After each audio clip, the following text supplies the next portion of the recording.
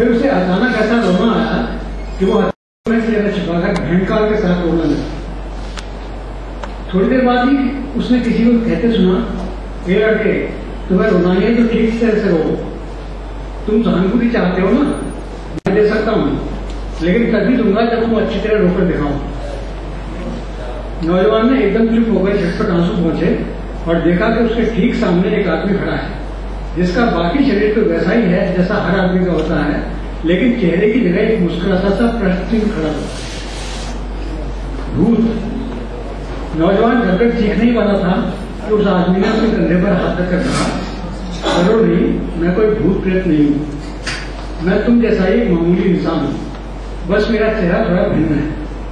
पर इसमें डरने की क्या बात, हर इंसान का चेहरा दूसरे इंसान से भिन्न होता है।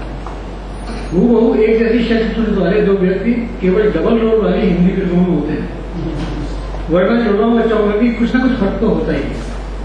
भिन्नता भय का कारण नहीं होनी चाहिए, वो तो भिन्न पहचानों के बीच पारस्परिक आदर का सबब होनी चाहिए।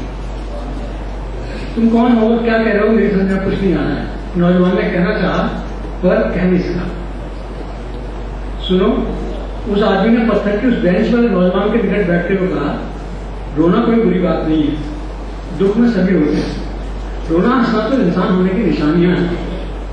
वो इंसान ही क्या जिससे रोना और हंसना ना आता हो, लेकिन तुम जिस तरह से रो रहे थे उस तरह से रोना गलत है। ऐसे रोने से दूसरे प्रभावित नहीं होते और वे तुम्हें सहानुभूति देने के बजाय तुम पर हंसते हैं।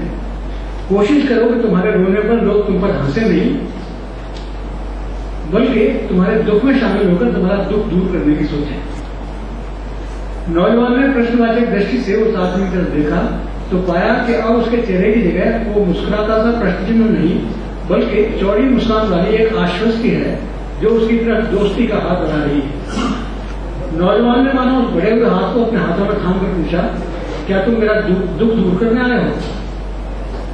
नहीं, मैं तुम्हें ये बताने आया हूं कि कला वही है जिसका वांछित प्रभाव पड़े। मेरा ख्याल है कि रोना भी एक कला है। अगर तुम दूसरों को अपने रोने से प्रभावित करना चाहते हो तो तुम्हें कलात्मक ढंग से रोना आना चाहिए। नौजवान का कंधा दबाते हुए उस आदमी ने कहा, लेकिन मैं जो रो रहा था किसी को प्रभावित करने के लिए नहीं। नौजवान ने उस आदमी का हाथ अपने कंधे पर से हटाते हुए कहा, मैं तो अपनी बेरोजगारी का मारा यहाँ एकांत में अकेला बैठा रो रहा था। स्वांतः सुखा है? उस आदमी ने व्यंग्यपूर्वक पूछा। नहीं, स्वांतः दुखा है, नौजवान ने रोषपूर्वक उत्तर दिया। देखो, न तो स्वांतः सुखाए कोई हंसता है और न स्वांतः दुखाए कोई रोता है। इंसान का हंसना रोना हो या गाना बजाना, दूसरों से बोलने बजाने के लिए ही होता है। एकांत में और सिर्फ अपने लिए कोई नहीं होता। सोचो, तुम यहाँ पार्क में आकर क्यों रोए?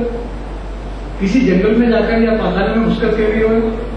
अवचेतन में ही सही तुम चाहते रहे होगे कि कोई तुम्हें रोते हुए देखे और सहानुभूति देने आए, और जब तुम सफल रहे, मैंने तुम्हें रोते देख लिया और मैं आ गया। पर मुझे किसी की सहानुभूति नहीं, एक नौकरी चाहिए, कहीं भी, कैसी भी। उसने कहीं कहा है दुनिया एक रंगमंच है और हम सब उस पर होने वाले नाटक के अभिनेता। मेरे आने से पहले तुम यहाँ पत्थर की बेंच पर बैठे क्या कर रही?